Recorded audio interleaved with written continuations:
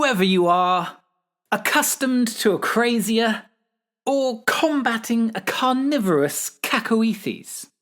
Hello.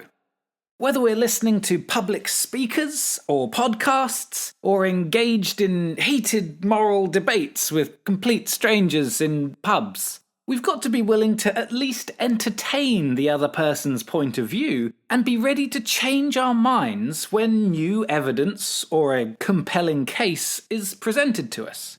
If we can't keep an open mind and refuse to accept when our actions are in conflict with our values and beliefs, then what are we doing?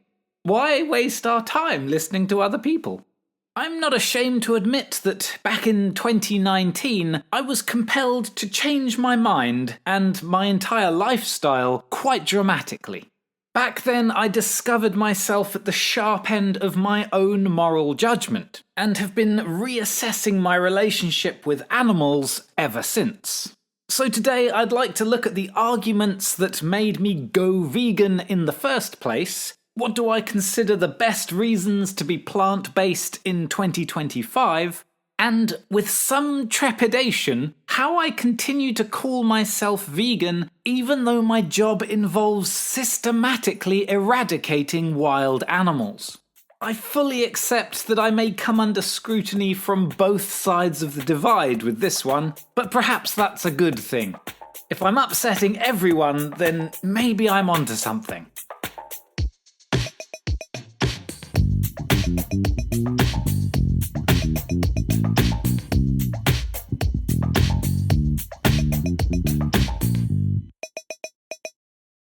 In the spirit of open-mindedness, I do enjoy listening to debates, and if these grapple with deeply uncomfortable claims or make passionate appeals to conscience, even better. However, in doing so, I have to make sure that my actions shift in step with my reasoning. Around 6 years ago, I became aware of my own complicit, willful, and indefensible participation in what is probably the most important ethical dilemma of our time: the everyday crime of eating meat. To be clear, eating animals is not the worst thing going on in the world today. But the vast majority of humanity still doesn't realise how cruel it is, how destructive it is, or how unnecessary it is. This sets it apart from other issues. For example, nobody tries to argue for global warming, that we should be polluting the planet. Nobody believes that slavery is a good thing, or that it should be perpetuated, or that it's morally defensible. Yet people will passionately defend their right to eat meat. The human race certainly has a lot to apologise for. Our eyes have been opened to the catastrophes of deforestation, ocean dumping, hunting species to extinction, overfishing, pollution, ozone depletion, the list goes on. Our relentless contribution to these environmental disasters is shameful, and we know it. So how come intensive farming is so casually overlooked? What convinced me, finally, was not a street gathering of sanctimonious vegans shouting from soapboxes, nor did it involve constructing a completely new moral framework that only mystics and academics could comprehend. I didn't even need to believe that eating meat was immoral. Instead, I simply had it put to me that not eating meat was more moral. That's all it should take, really. Walking around punching people is more moral than walking around killing people. But not doing either of those things is better still, particularly if they are unprovoked and avoidable. This is the only leap of faith that a case for veganism requires. In response to some common supermarket soapbox vegans, my flatmate at the time defended his meat eating with a textbook example of the naturalistic fallacy. With reference to his own forward-facing eyes and sharp teeth, he argued that these anatomical features make him a predator, proving that we should be killing other animals for food. Yet we don't embrace other features of our biology, like arthritis, cancer, infant mortality, and short-sightedness, with such obtuse acceptance. And, of course, there is nothing natural about modern farming practices. The same is true of our behaviours. Few look to the animal kingdom for moral guidance. Murder, violence, war, rape, revenge, and inequality can all be viewed as natural human tendencies, as they are common in the animal kingdom and have endured throughout every human culture in history. The success of modern civilization has come from overcoming these inconvenient facts of nature, not embracing them. It's quite easy to give up on the idea that something being natural makes it morally right. Harder to let go of the feeling of superiority. There are key differences between Homo sapiens and other species that permits us to exploit them. However, this basic belief could be challenged just by asking, what quality or trait or characteristic is it that human beings possess that justifies our killing of animals if we don't have to? The obvious answer to me was our intelligence. That has been instrumental in our success and so serves as a measure of our superiority. But this would be making the case that a greater intellect gives something greater moral value. This idea won't make you very popular in polite company, as the logical conclusion is that more intelligent people are worth more than less intelligent people, and that the smart are totally justified in exploiting the dumb. I don't think you can argue this. In fact, most people would argue that society has an obligation to look after those who cannot look after themselves. People with low, diminished, or impaired cognitive ability, like infant children and the elderly, are more deserving of care and compassion, not less. This is certainly what I believe. So, claiming that dogs, elephants, horses and dolphins should never be abused because they're so intelligent, whilst sheep and chickens are fit for food because they're stupid, made me quite the hypocrite. I'm still convinced that creating a kingdom-wide us versus them cannot be based on intelligence. Intelligence is a continuous spectrum that exists within the animal kingdom and within the human race. Just like hearing, eyesight, or running speed, a person's IQ has no bearing on their moral worth. If you think there's another characteristic that humans possess that justifies our consumption of animals, ask yourself, what if a person was born without that trait? Would a lack in that particular quality justify the person's lifelong captivity and eventual murder? If the answer in every case is no, it seems that simply belonging to the species Homo sapiens is the only criteria for our unrivaled worth. But what species an organism belongs to bears no moral relevance either. In episode 2, we saw that labelling species was as arbitrary as labelling adults and children. The distinction is useful, but there is no concrete, well-defined separation between the two. No precise moment when one becomes the other. What species we belong to is a terrible reason to mistreat others, just as race and gender are no reason to claim supremacy within our species. In my opinion, and hopefully in yours too, what makes an organism worthy of moral consideration is not their ability to reason, not their ability to love, not their ability to talk. It's their ability to suffer. This is why kicking a football is fundamentally different to kicking a duck. A capacity for pain, misery, and suffering is the only sensible thing that we can reference to make this distinction. So the million-dollar question is, how can we tell if an organism can suffer? Just because an animal can't communicate their pain in words doesn't mean they can't experience it. I can't speak Japanese, but a yelp of pain and change in body language tell me that touching an electric fence will feel the same whether you come from Japan or England. It's very easy for us to empathise with other human beings because we share practically identical anatomy and psychology. It is progressively harder to put yourself in the shoes of a pig and a turkey and a fish and a crab. But an inability to empathise, just like an inability to have a conversation, are no reason to suppose that trauma cannot be felt. Sadly, it took some pretty horrific animal experiments to convince me of this. Suffering is a negative mental state. It is a private experience and therefore cannot be measured directly. But indirect measurements can be made by comparing responses. This works between species in the same way that it works between two people of different nationalities.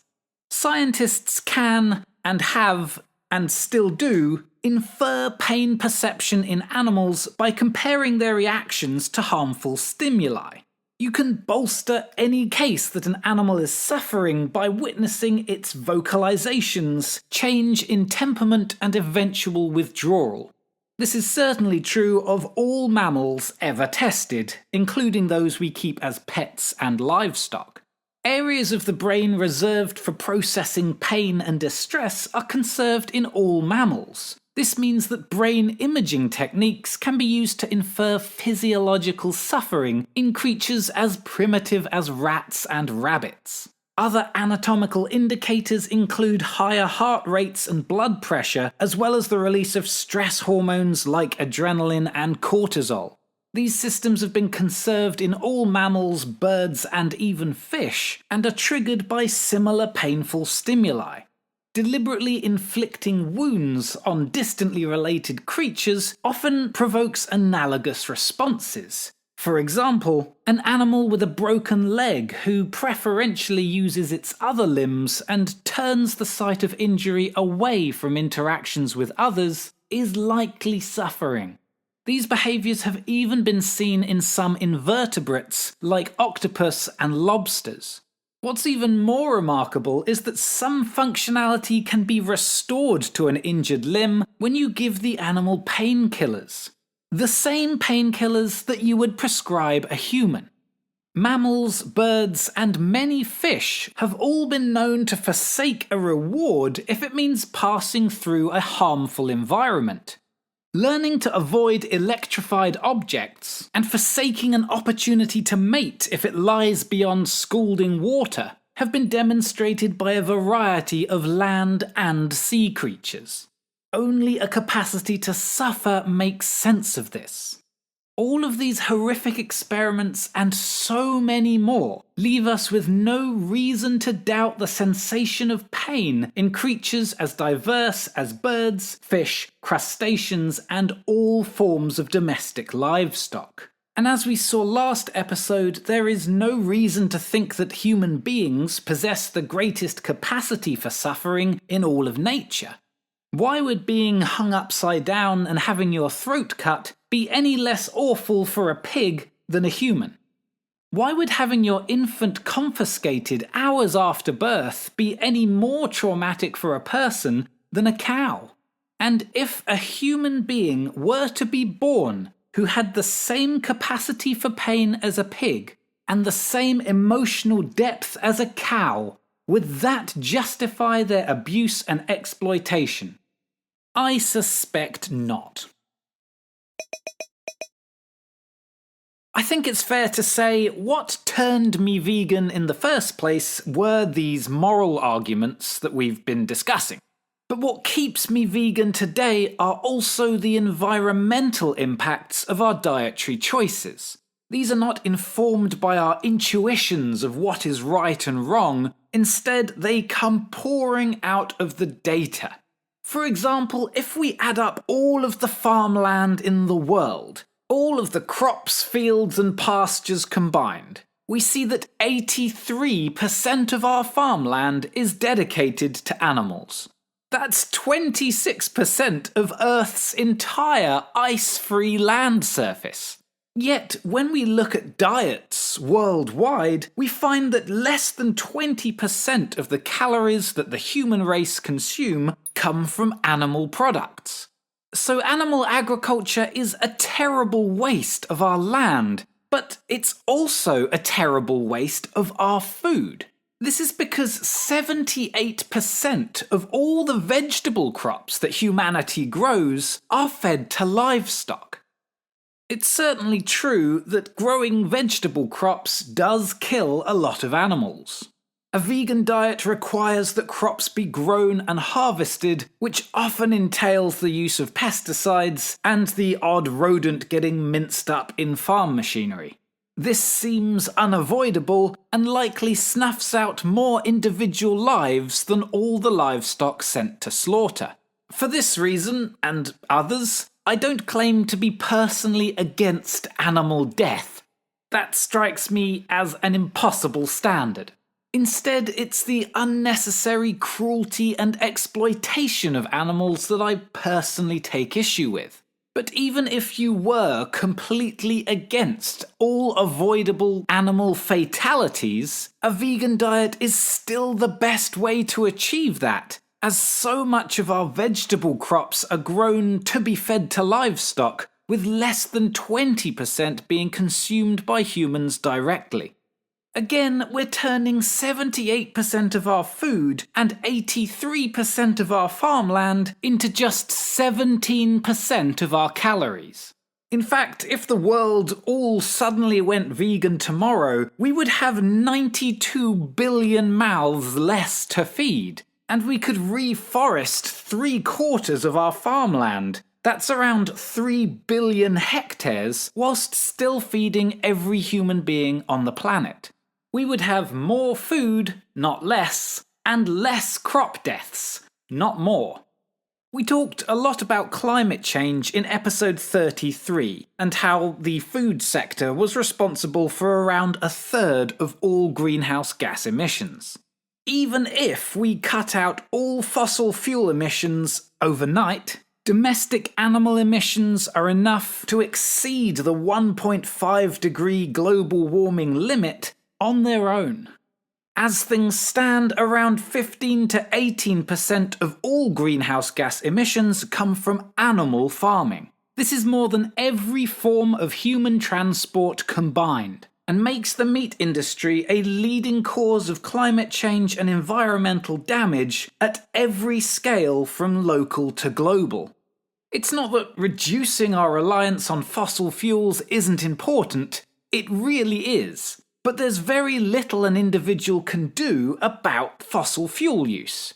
Other than switching off the lights and cycling to work more often, changing where our energy comes from relies on lobbying policymakers. In contrast, switching to a plant-based diet is well within the power of most of humankind. In fact, becoming more plant-based is the most effective way for any individual to reduce their personal environmental impact.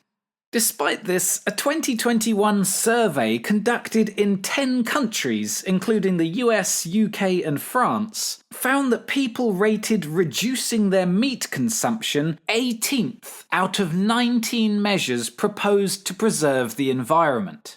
Clearly, people's intuitions on these matters are completely out of touch with what the science is telling us.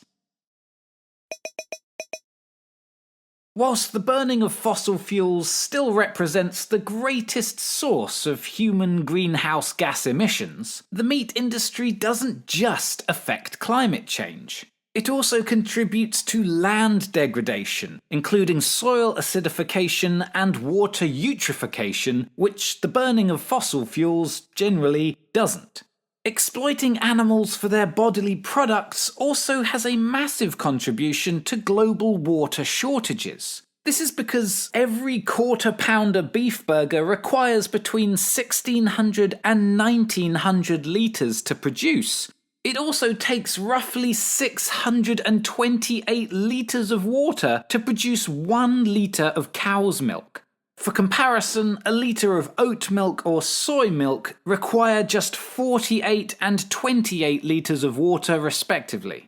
Because of the amount of land that animal agriculture needs, both to grow the plants to feed the animals and to graze the animals themselves, animal farming is the leading cause of biodiversity loss on Earth. This comes from deforestation specifically, but also habitat loss in general. A 2018 study on the biomass distribution of Earth concluded that human beings and their livestock now make up around 96% of all mammals on the planet by weight. This means that every antelope, tiger, polar bear, kangaroo and capybara help constitute the 4% of mammalian biomass still in the wild. This is why protecting what remains of Earth's fragmented and impoverished natural habitats is so important. However, protecting these precious native places often involves making some ostensibly non-vegan choices, which I was desperately wrestling with over a year ago when I recorded episode 8. In New Zealand, between 70 and 90% of the country's native forest cover was cleared away by European settlers for farming.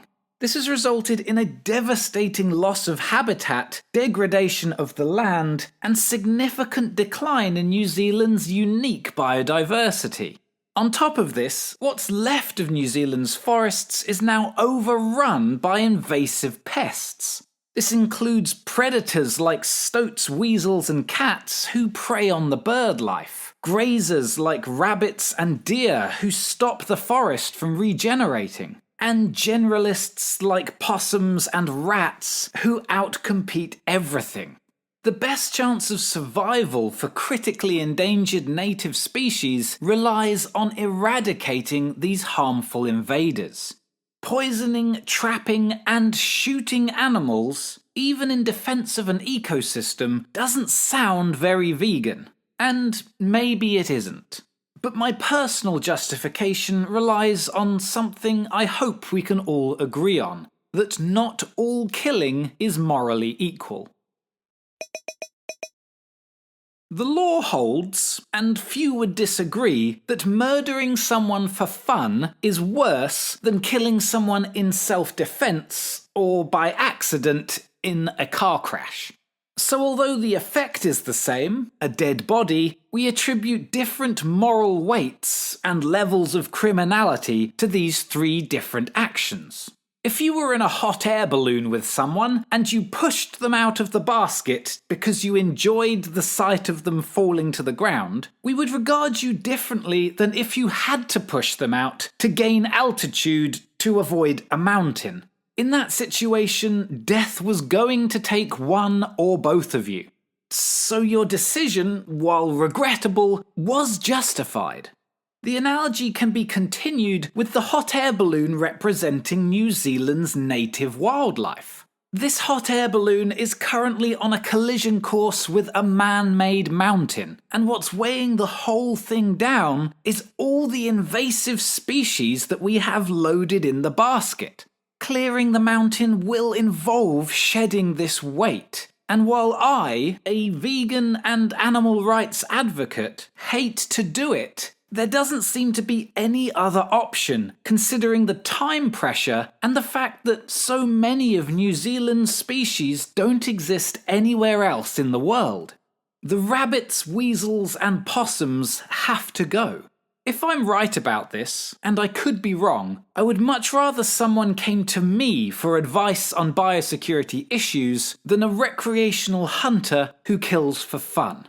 I know that I will recommend the most instantly lethal traps, the most humane poisons available on the market, and effective eradication programs that are tailored to protect the most vulnerable native species.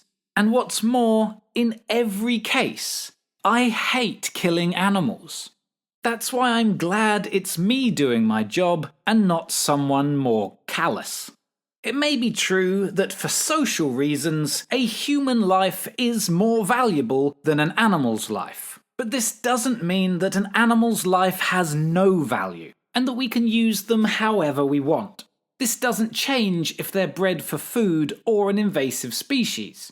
It may be that many animal farmers cannot make the switch to growing veggies or fruit, but if someone's livelihood entails animal exploitation, environmental damage, and is completely unnecessary for human health and well-being, I see no good reason not to quickly phase it out. Extraordinary harm and mistreatment require extraordinary justification. So whether we make the switch for health reasons, environmental reasons, ethical reasons, or because not killing creatures is more virtuous than doing so, all of us ought to critically assess which industries we continue to fund. That we don't is not only a failure of our compassion, but also of our moral reasoning. The minimization of suffering and exploitation should not just be important within our species, but on the widest scales.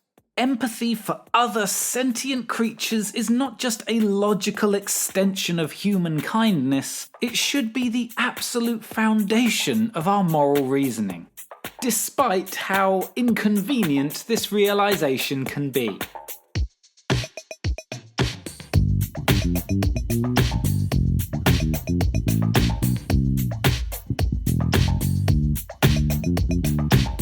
Now we're all living our best vegan lives, let's look at some other ways that we can make a meaningful change by scrutinizing government, democracies, and the process of voting. Better late than never, I suppose.